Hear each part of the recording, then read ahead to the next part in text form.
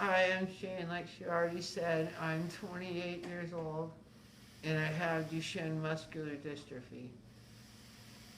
Well, all this started a year and a half ago where I got my first ever hospitalization for pneumonia. We got me healthy again. That was quite the ordeal, the first hospitalization. We got me healthy for a while, but then again, in December of last year, I ended up with pneumonia back in the hospital again. And then after that, I was doing fine for a while. But then everything happened. I was hospitalized in March, and this time it was more serious. I had a really, really bad pneumonia, and I couldn't get it. I couldn't get it cleared out of my lungs, so I had to go to the hospital by ambulance for the first time. And at that time you were on BiPAP full time, right? Daytime and nighttime, Yes, correct? I was. It was a nasal mask. Mm-hmm. And how were you managing to eat at that time? Eating was very, very difficult because you'd always have to. So you went aspirate, you'd always have to take the air off for a couple minutes, get a few bites, get a drink, make sure all that was cleared, and then put it back on. So it took at least a couple hours every time, and it was just exhausting. To eat a full meal, took you 2 hours, 2 to 3 hours? Yes, it did. It was very, very exhausting. So you must have been eating all day, right? Nope, most of the time I would just eat once a day, and that was it. Oh, so you didn't have 3 meals, you ate one time a day. Yes. Okay, were you losing weight at that point as well? Yeah, from all the hospitalization and not being able to eat properly and get the proper nutrition, yeah, I did lose some weight. Okay. And then that last time you were hospitalized, you were very sick. And then you had a big, long, intense conversation, I think, with Dr.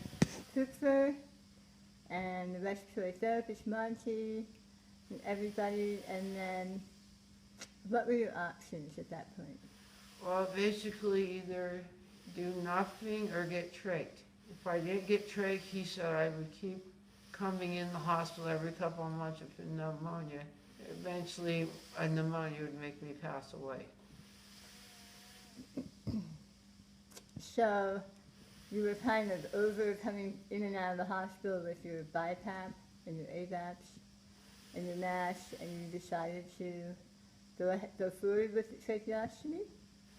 Yes, at first it took me a couple minutes to kind of do my thought process, but then I thought after that, I want to breathe again. I do not want to go anywhere for a long time, and this would be the only way it would be possible.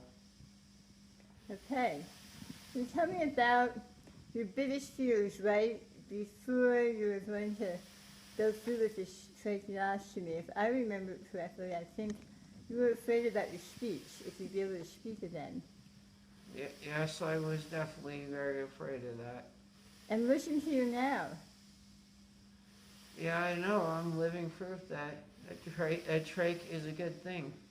Well, and I remember the day after your trach, or the 2 days later, you were speaking. You were speaking right up, and we were all so surprised that you had done so well. Oh, I was glad to be able to talk again. Awesome. Now, and then tell me a little bit about the G-tube. We didn't really hit on that too much, but you decided to do the gastrostomy tube at the same time? Yes, I did. And the reason why I did that because I was losing so much weight because it was so hard for me to eat. So that was a way to kind of supplement and make sure I at least got one more meal every day. And is your weight stabilized now? Yes, it has, and I've actually gained some from all the hospitalizations. And how long ago exactly was your tracheostomy? It was in the beginning of May, so a few months ago. About 3, 4 months ago, right? 4 Yes. months ago, maybe. Okay, good. Awesome. And what changes have you noticed in your cares at home? Once you got home and you were stabilized and you had your G-tube and your tracheostomy, how did that change your care at home? Well, I'm not gonna lie, it definitely makes more care, but it's worth it to keep me healthy and to keep the stuff out of my lungs. But after a while, you get used to it, and it just kind of becomes second nature, and it's not a big deal anymore. Just becomes your daily routine, yeah? Yes, but it is definitely worth it, and I don't regret it. It definitely helps keep me healthier.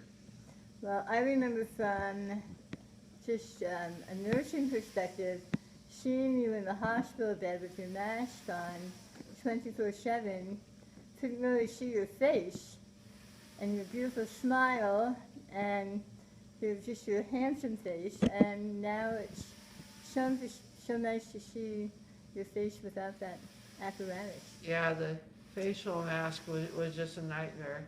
And I gotta make sure all the beautiful ladies see my handsome face again. Woohoo!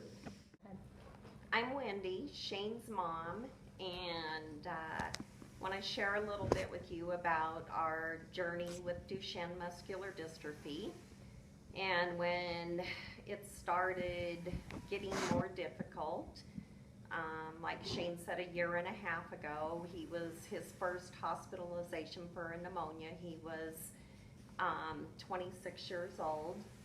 And our first time in the hospital, it was his first bad pneumonia. We were there for a month. He was so stressed being hospitalized. He got a bleeding ulcer the size of a cell phone. And he almost had a respiratory failure that time. They got us down to ICU. He had 10 units of blood. We finally got him healthy, got to go home, and that was in February of 2014. Then in December, right before Christmas, we ended up back again with another pneumonia. It wasn't as bad. We caught it right away. We were there for about a week. And then we went home, and the next time he was in was March of 2015. That was a really bad one. Shayne had just been on oxygen until his first hospitalization. He was doing BiPAP at night. Now, when we left the hospital that first time, he came home 24/7 BiPAP because of his breathing. And when we went back in the hospital in March, we thought we had caught it early enough, so we were trying to treat him at home, get everything out of his lungs. He couldn't breathe. So this time, for the first time, Shayne and his sister went to the hospital via ambulance. And we were one of those families where, as far as a trach, it was kind of like, don't talk to us about it. You know, we were avoiding it as long as we could. We really didn't want anything to do with it. But we had been in the hospital a week. They were trying all kinds of facial ventilations with Shayne through his nostrils. I came home with a bag full of masks that time, and they were not working. He was getting exhausted, and one day I went to take a shower, and I came back, and I could see all over my daughter's face something was wrong, and we had to start getting the room ready. It came down to the life or death intubation. And, you know, I sat there in the corner and prayed to the Lord, please don't take him from me now. I wasn't ready, and luckily, you know, we were blessed. It went smoothly. But after that, you kind of start changing your train of thought. Circumstances change. Every time he was in the hospital, watching him go through all of this was pretty painful. And, you know, you start thinking, and when you're told, you know, our only other options, you know, you should trach him, because if not, we would be back in the hospital every couple of months, because at his age with Duchenne, 28, his muscles aren't strong enough to fight off the pneumonias anymore. And so we'd be back there every couple of months in the same position, him being really sick, and eventually one of the pneumonias would most likely take his life. We almost lost him in March when they had to do the life or death intubation. First, we asked Shayne, what do you want to do? And Shayne told us, I'm not ready to go anywhere, and so if a trach is what it is, that's what we're going to do. And we all said, okay, we're behind you on that, we're going to do a trach.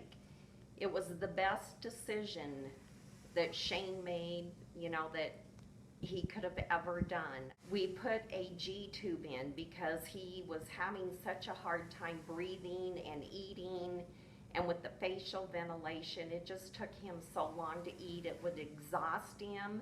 He wasn't sleeping at night. We didn't get sleep for years, and part of it, now Shayne admitted that there were times he was scared he wouldn't wake up, but we went many years with very little sleep.